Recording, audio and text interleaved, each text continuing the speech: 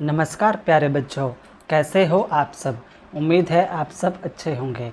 प्यारे बच्चों, आपको यहाँ पर छठी से लेकर 10वीं तक के मैथ के सभी एक्सरसाइज की वीडियो आंसर के साथ मिल जाएंगे। और बच्चों, आपको यहाँ पर छठी से लेकर 10वीं तक के मैथ के मोस्ट इम्पोर्टेंट क्वेश्चन की वीडियो भी आंसर के साथ मिल जाएंगे, जो कि एग्ज़ाम में पूछे जाते हैं, जिसकी आप तैयारी करके एग्ज़ाम में अच्छे नंबर ला सकते हो। प्यारे बच्चों, अगर आपने अभी तक मेरा ये यूट्यूब चैनल सब्सक्राइब नहीं किया है तो सब्सक्राइब ज़रूर कर लें। ये मेरा नया YouTube channel MTC study point के नाम से है, जिसे आपके प्यार व सपोर्ट की ज़रूरत है। तो चलिए बच्चों, इस वीडियो में हम साधारण ब्याज और चक्रवर्ती ब्याज निकालना सीखेंगे। क्वेश्चन है आपका 500 रुपये पर 10% वार्षिक ब्याज। वार्षिक मतलब होता है साल में। वार्षिक ब्याज की दर से 2 वर्ष का चक्रवर्ती ब्याज और साधारण ब्याज ज्ञात कीजिए। इसमें हमें साधारण ब्याज व चक्रवर्ती ब्याज निकालना है। इससे पहले आपको ना ये सारी चीज़ें पता होनी चाहिए कि मूलधन, दर, समय, मिश्रधन, साधारण ब्याज और चक्रवर्ती ब्याज होता क्या है। तो चलो सबसे पहले हम स्टार्ट करते हैं मूलधन से। मूलधन को इंग्लिश में प्रिंसिपल बोलते हैं। प्रिंसिपल को हम किससे शो करते हैं? P से शो करते हैं। ठीक है, तो प्रिंसिपल मतलब मूलधन। अब मूलधन होता क्या है? तो मूलधन ना आपका अपना पैसा होता है। जैसे कि मान लो आपका एक बैंक में अकाउंट है, PNB बैंक ले लेते हैं। तो PNB बैंक में आपका क्या है? अकाउंट है। ठीक है, और आपके अकाउंट में 100 रुपये हैं। तो ये जो 100 रुपये आपके अपने पैसे अकाउंट में यानी बैंक में जमा जो है वो आपका होगा मूलधन। इसको प्रिंसिपल बोलेंगे। ठीक है, और P से इसको शो करेंगे। दर, दर मतलब होता है रेट। इसको ना R से लिखते हैं, और ये हमेशा ना प्रतिशत में होता है। ये हमेशा किस में होता है? प्रतिशत में। ठीक है, जैसे ब्याज पे लेते हैं ना पैसा, तो 2%, 3%, इस तरीके से। वैसे ही बैंक वाले भी हमें क्या देते हैं? ब्याज देते हैं। 2%, 3%, 4%, इस तरीके का क्या देते हैं? हमको ब्याज देते हैं। ठीक है, तो उसको ही दर बोलते हैं, यानी रेट बोलते हैं। ठीक है, तो मान लो दर कितना है आपका? 10% है। ठीक है, रेट कितना है आपका? 10%। और समय, हम पैसे को कुछ टाइम के लिए बैंक में रखते हैं, जैसे कि 1 साल, 2 साल, 5 साल। तो वो क्या हो जाएगा? हमारा समय हो जाएगा। समय मतलब टाइम। ठीक है, और कई बार ना N भी लिखते हैं। N मतलब होता है नंबर ऑफ ईयर्स। इन दोनों का मतलब सेम होता है। ठीक है, समय मतलब टाइम, N मतलब नंबर ऑफ ईयर्स। इन दोनों का मतलब क्या होता है? सेम होता है। ठीक है, तो समय जैसे कि 1 साल, 2 साल, 3 साल, तो यहाँ पे हम मान के चल रहे हैं 1 साल के लिए। ठीक है, 1 साल, और क्वेश्चन में हमारा 2 साल है। ठीक है, अभी हम क्वेश्चन भी सॉल्व करेंगे। तो आपको समझ में आ गया, मूलधन आपका अपना पैसा, दर मतलब इंटरेस्ट। ठीक है, पैसा ब्याज कितने प्रतिशत पे आपको मिल रहा है? 1%, 2%, 5%। और समय मतलब कितने समय के लिए आपने बैंक में पैसा रखा है या फिर किसी से पैसा लिया है। ठीक है, और मिश्रधन, तो मिश्रधन क्या होता है? मिश्रधन होता है कि आपके मूलधन में जो आपका ब्याज है वो जुड़ के आता है, तो उसको बोलते हैं आपका मिश्रधन, यानी टोटल पैसा।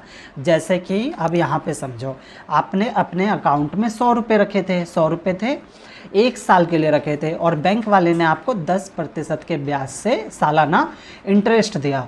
तो 1 साल बाद आपको कितने रुपए मिलेंगे? तो जितने भी रुपए आपको 1 साल बाद मिलेंगे वो होगा आपका मिश्रधन। इसको अमाउंट बोलते हैं इंग्लिश में। ठीक है, ये आपका टोटल पैसा होता है। ठीक, क्या होता है? ये आपका टोटल पैसा होता है। जैसे कि 100, और 100 में 10% निकालेंगे तो हमारा हो जाएगा 10 रुपये, यानी 1 साल के लिए हमने पैसा रखा था। तो 1 साल बाद हमें टोटल जो अमाउंट होगा हमारा वो होगा 110 रुपये। ठीक है, समझ में आ रहा होगा बच्चों, है ना। चलो अब आगे देखो, तो मिश्रधन आपको पता चल गया। अब ब्याज जो होता है ना वो 2 प्रकार के होते हैं। एक होता है आपका साधारण ब्याज और एक होता है आपका चक्रवर्ती ब्याज। साधारण ब्याज को सिंपल इंटरेस्ट बोलते हैं। इसको क्या बोलते हैं? Simple interest. ठीक है, और चक्रवर्ती ब्याज को बोलते हैं कंपाउंड इंटरेस्ट। ठीक है, तो सिंपल इंटरेस्ट मतलब साधारण ब्याज, ये होता है आपका SI। ठीक है। तो एसआई अलग तरीके से निकलता है और चक्रवर्ती ब्याज अलग तरीके से निकलता है।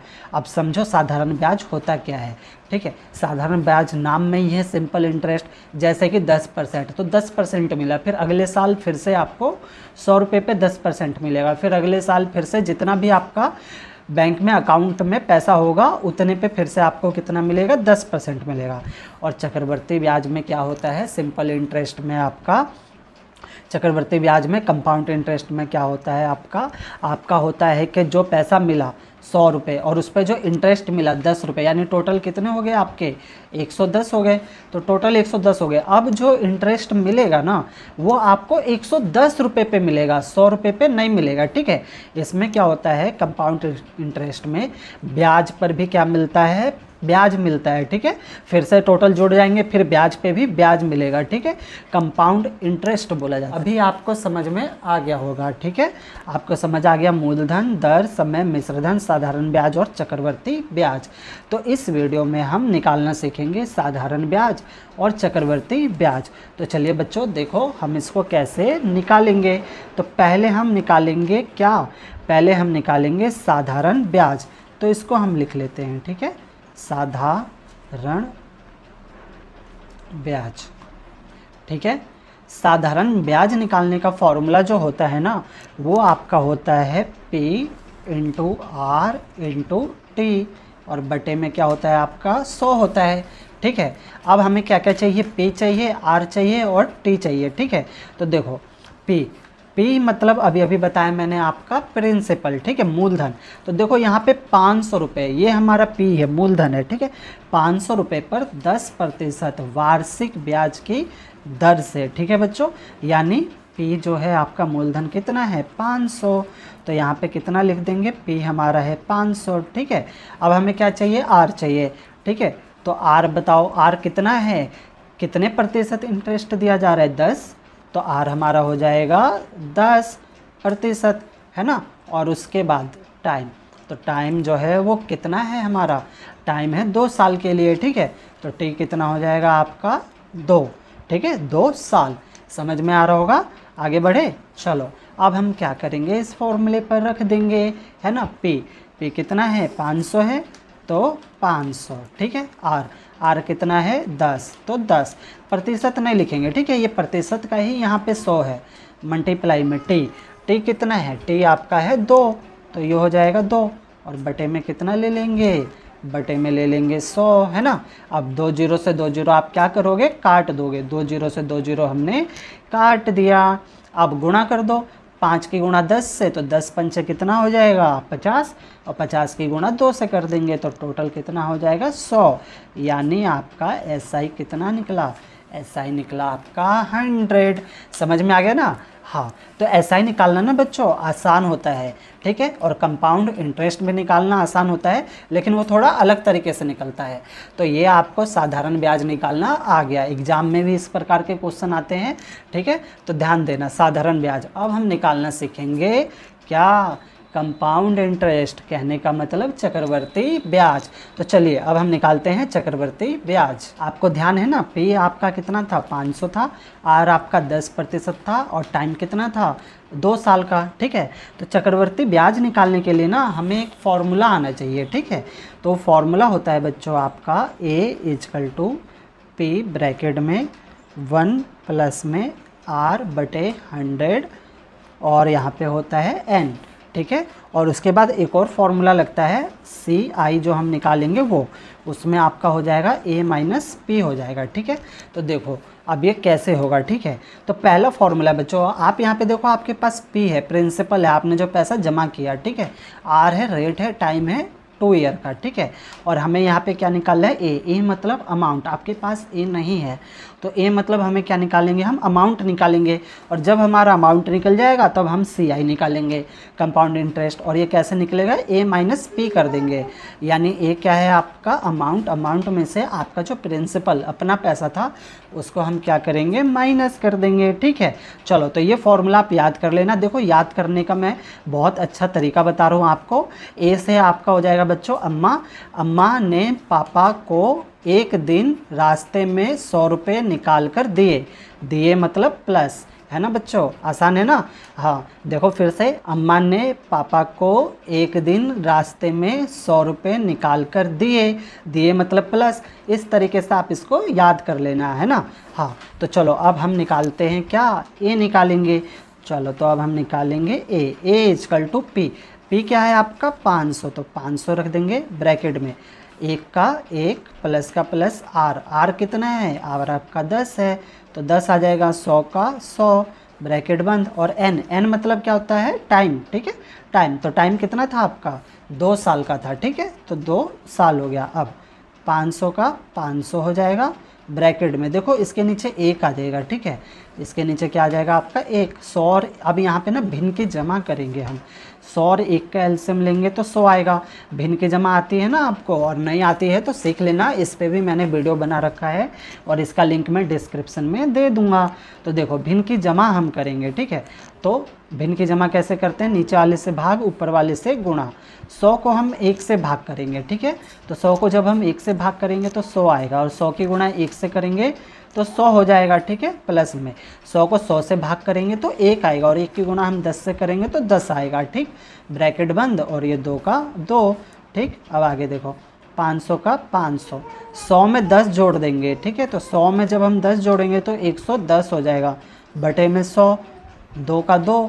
अब 1 0 से 1 0 क्या हो जाएगा आपका कट जाएगा, ठीक है। आगे देखो 500, अब 11 बटे 10 बचा यहाँ पे, और यहाँ पे कितनी पावर है, यहाँ पे आपकी 2 पावर है। 2 पावर का मतलब होता है ना, इसको हम कितनी बार लिखेंगे 2 बार, 11 बटे 10 गुणा में 11 बटे में 10, ठीक है समझ में आ रहा होगा। अब हम क्या करेंगे, क्रॉस में इसको काट देंगे, है ना बच्चों, तो 1 0 से 1 0, 1 0 से 1 0। अब इसको गुणा कर दो, 5 की गुणा 11 से, तो 11 और 5 की गुणा करेंगे तो 11 पंचे कितना हो जाएगा आपका 55, और 55 की गुणा हम 11 से करेंगे, तो जब हम 55 की गुणा 11 से करेंगे ना तो आपका आएगा 605, ठीक है तो ये हमारा निकल गया अमाउंट, ठीक है। तो अभी हमें क्या निकालना है, अभी तो हमारा सिर्फ अमाउंट निकला है ना, अब हमें निकालना है CI। तो अभी बताया मैंने आपको CI कैसे निकलता है बच्चों, CI निकलता है आपका A माइनस P करके, तो A कितना आया 605, और P मतलब प्रिंसिपल, प्रिंसिपल कितना था याद है भूल गए, बताओ जल्दी से कितना था 500 ना, तो 500। अब 605 में से 500 हम घटा देंगे, तो 605 में से हम 500 घटाएंगे तो आपका आ जाएगा 105, तो ये हमारा निकल गया CI मतलब कंपाउंड इंटरेस्ट, चक्रवर्ती ब्याज, है ना। समझ में आया होगा प्यारे बच्चों, आपको सवाल समझ में आ रहा होगा तो वीडियो को लाइक और शेयर ज़रूर कर देना, बहुत मेहनत लगती है बच्चों ऐसी वीडियो बनाने में, और आपने अभी तक चैनल को सब्सक्राइब नहीं किया है तो सब्सक्राइब कर लेना, ठीक है। आपको आगे भी ना ऐसी वीडियो मिलती रहेगी, और सवाल में कहीं पर भी कोई डाउट होगा तो वीडियो को एक बार और प्ले करके देखना, आपके सारे डाउट ना क्लियर हो जाएंगे। ओके, धन्यवाद बच्चों।